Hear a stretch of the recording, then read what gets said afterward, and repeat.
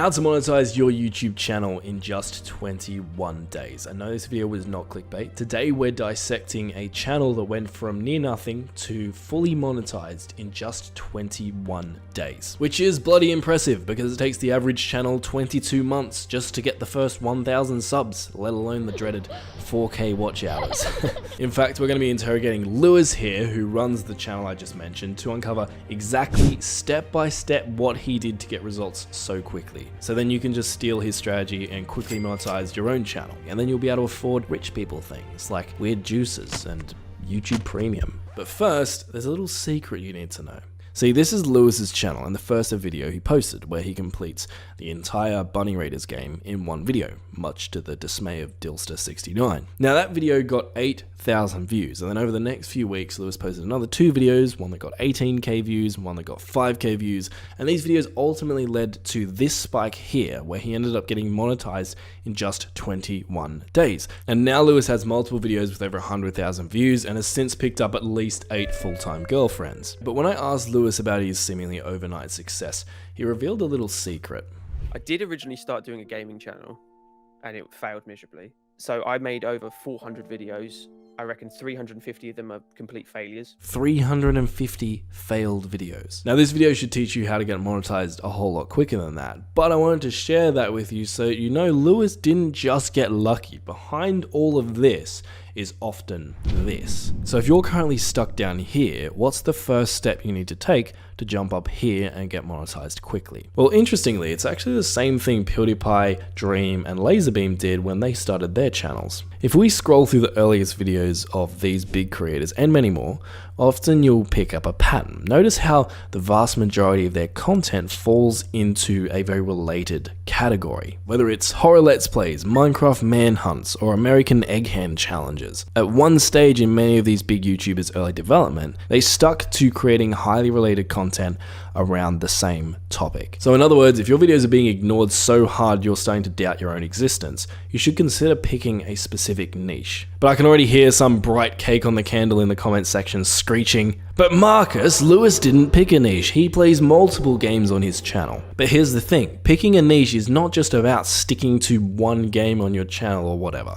It's about creating content that is related enough that the kind of person who is attracted to one of your videos would also be interested in watching all of the other videos on your channel. So when you take a deeper look into Lewis's channel, you'll see that it isn't just a random Let's Play channel, nor is it a Far Cry specific or Bunny Raiders specific channel. Instead, Lewis's niche is about getting platinum trophies, which is like a thing you earn by completing all the achievements in a PlayStation game. And so the kind of viewer who'd be interested in Lewis's Far Cry 6 platinum journey would actually also be interested in his Modern Warfare platinum journey, and his Terminator platinum journey, and his Adventure Time platinum journey. Even though they're all different games, they're all related. They all have the common through line of a platinum journey. But let's bring this back to you, because you're probably either a variety channel right now, or you have a niche, but it's just not working for you. So how do you find and select a good niche that will help you get monetized as quickly as possible?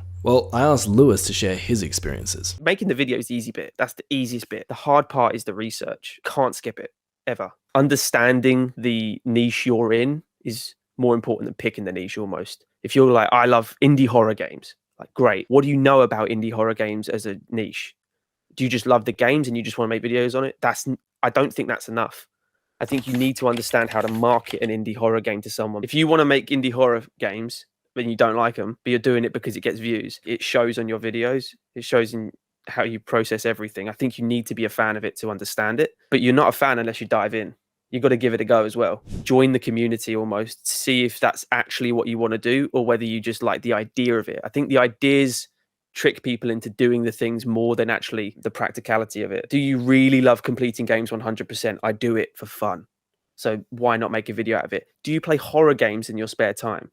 Yes, then I would encourage that. But if you don't, if it's not a passion almost, I would probably stay clear of it and find something that you absolutely love doing in your spare time, because then you're not working and it shows in the camera, shows in recording, editing, thumbnails. Now, always take the whole passion advice with a pinch of sliced bread. It's not a silver bullet for everything, but if you don't genuinely enjoy creating and making the videos that you post on your channel, at some point you're going to get bored of it, and viewers have a sixth sense for that kind of thing. They can tell. If you aren't enjoying creating your content, it'll lose some of that charm and you'll lose your viewers' attention. So then once Lewis picked his niche, the next thing he did was pretty damn exciting.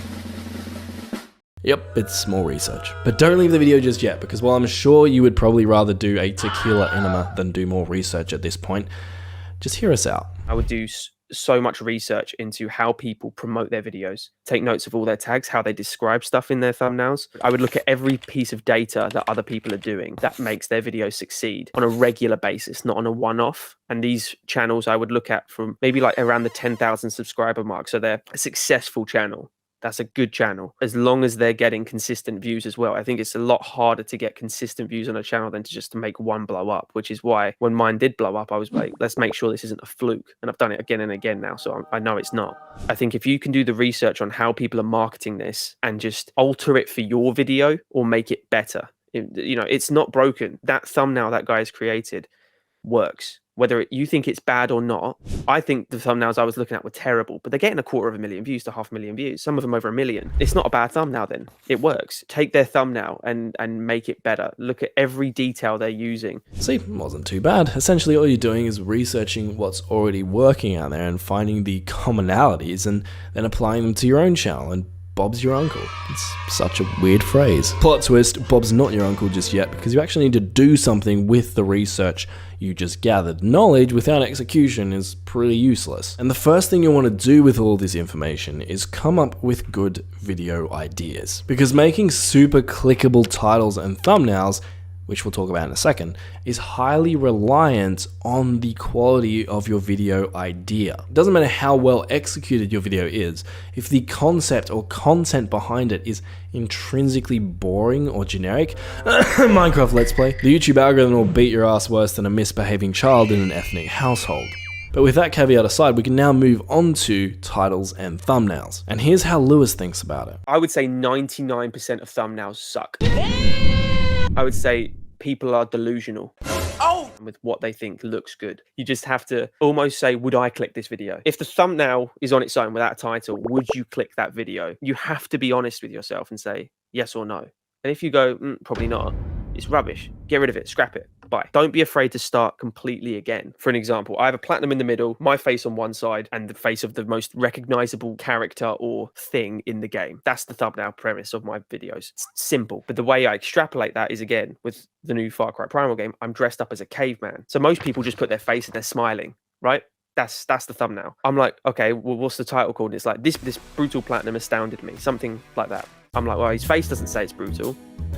That's the thing I notice. Having the concept for the video down first is quite important, because you don't steer from the path. You know what you're making. There's nothing random floating in. Connect the thumbnail to the title. Have both ready before you've even made the video. Ask the people you're making content for, would you click this? There's no reason you can't. There's a community page on YouTube. Anything you can ask. There's people out there that will give you their opinion, honest opinion as well. Especially if they don't know you. They'll tell you it sucks. So, yeah, your best critics are often complete strangers, because they don't care about your feelings and will very happily tell you when something absolutely sucks. Now, we're 50% of the way through our journey to getting monetized. But if you don't do this next thing, all of the work you've done up until this point often will just completely go to waste. See, when it comes to titles and thumbnails, Lewis shared with me that he actually likes to go one step deeper and really try to identify the specific keywords or objects that will catch his viewers' attention and really communicate to them what the video is about. And by keywords, he's not necessarily talking about SEO, he's talking about the specific words that really stand out and catch someone's attention first in your title. And if that seems vague at all, here's Lewis explaining it in more detail. The words that jump out on the page, if you look through YouTube, like I'll do it on my other tab here. But if I just go on YouTube's homepage, immediately you can see this video here by Jake Baldino, another great content creator. Atomic Heart is almost great. Well, why is it almost? Perfect. That's perfect. That's a keyword that stands out to me. He's written almost.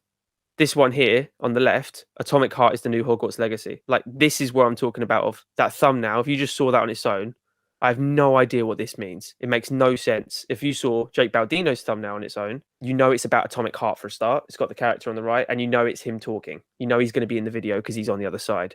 Again, it's not a great thumbnail, but Jake Baldino owns Game Ranks. He's got 7 million subs. He's fine. He's allowed to do this at this point. So here's an older school one of Adam McDermott, who's a big guy in the platinum industry. You can see how he got the concept early on. He's got 64,000 views on this BioShock 2 game. I don't think this thumbnail is particularly good, but it's fine. Like it does its job perfectly. It has the platinum, you know what it's about. You know it's about BioShock 2, and you know it's got a Big Daddy on the front. That's fine. That on its own is perfect. But I can take that and I could make the Big Daddy bigger. I could highlight the Big Daddy. I could put a new, fresher platinum trophy in it. I can take away the BioShock 2 because people don't need to see it says BioShock 2. That gives them too much information. It's already in the title. It's clearly on the character. So now you could add yourself into it, or you could add something that sells a bit more into it. And those are the things I'm trying to suggest. And I think what's cool here is that even though a lot of these examples are from within your niche, almost all of these principles will apply to pretty much any channel. However, for the sake of being inventive and novel, how about we do give people an example of something that's completely outside your niche and how you would market that. Let's say a Minecraft Let's Play video. If you've got a Minecraft Let's Play, the first part of the title with everybody is Minecraft Let's Play #1. My whole title is nothing that jumps out to you. It's just generic as anything else. But people feel they need to write that in. If I was to do a Minecraft Let's Play, I would never include the words Minecraft Let's Play or like the number episode I'm on, ever. It would be something completely different because you can make that in the thumbnail. You could put a #1 in the thumb, whatever you're doing. You've got two marketing devices right there. As a title is so powerful, and a thumbnail is it's a gift from the gods on YouTube because it gives someone the video. Watch this, and they go, "Oh, what's that?" And I think people skip the thumbnail and they make the video and go, "Right, let's get this out. Let's see how good my video is." But they haven't promoted the video correctly. Ferrari making a new car, they don't just wait by the door for people to walk in and buy it. They market it. It's out there so people know what to buy. And it's the same with content. People aren't throwing it out there for people to see. They're just hoping people walk through the door and see their video. And it doesn't work like that. You have to promote it in their face, especially to start with. When you're a big channel, people will then go, "Oh, has X and X made a video today?" But no one does that to small channels. Something also really important to bear in mind here when it comes to your video marketing, as Lewis would call it, is eye-catching is relative. I often have students come to me and be like, "Hey Marcus, is this title eye-catching? Is this thumbnail eye-catching?" And the answer is always, well, it depends. Anyone can create an eye-catching title or thumbnail when their competition is just a blank background. But the real test is, can your title and thumbnail catch someone's eye when your video is right next to 7 other videos on the YouTube homepage? Notice how that perspective shift changes the whole game. And to make things even more complicated, if the core content in your title or thumbnail doesn't line up with or match what it is that the viewers in your niche are actively searching for or interested in, it doesn't matter how well designed your title or thumbnail are, they're not going to click. And that's why having great video ideas like we talked about earlier is so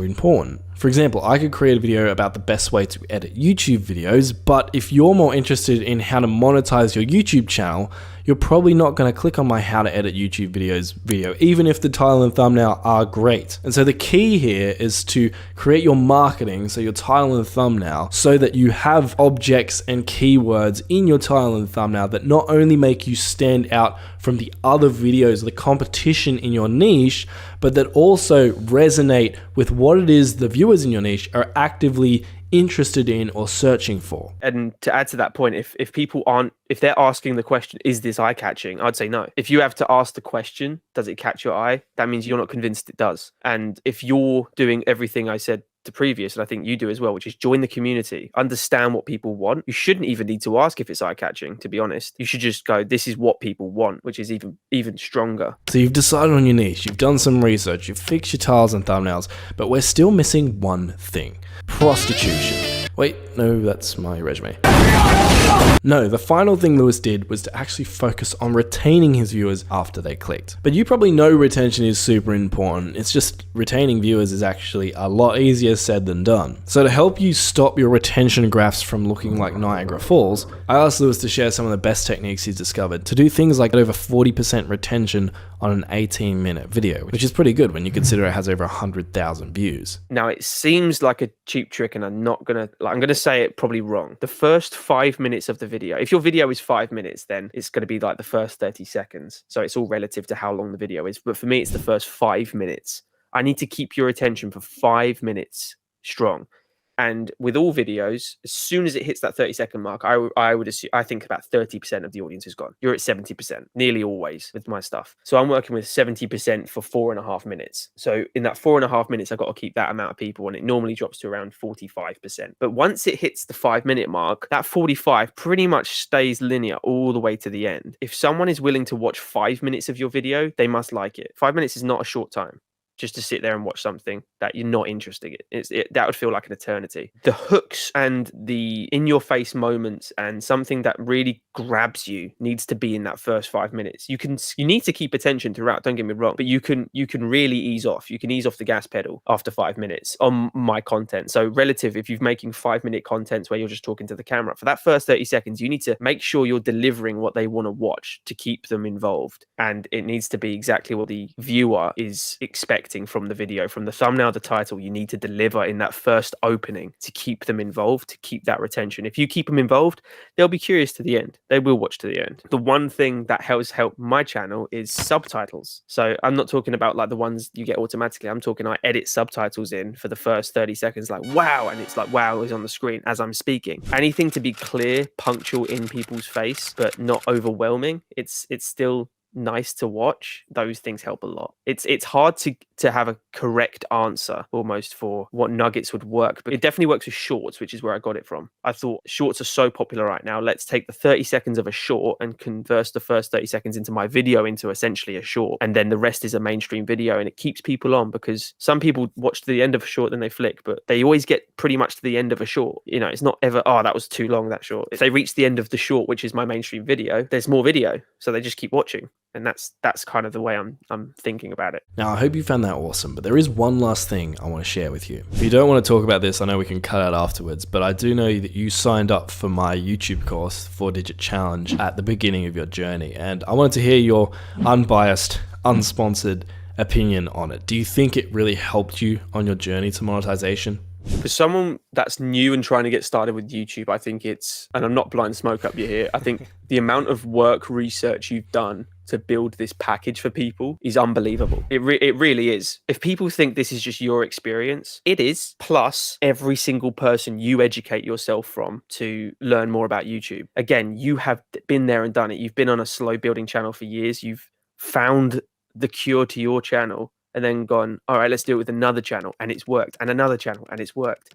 Your whole package in general is built for someone that is either just starting off, which is perfect, absolutely perfect. In 90 days, you will succeed. It's impossible if you don't. It is impossible. And if you don't, you haven't followed it. That's the way I look at it.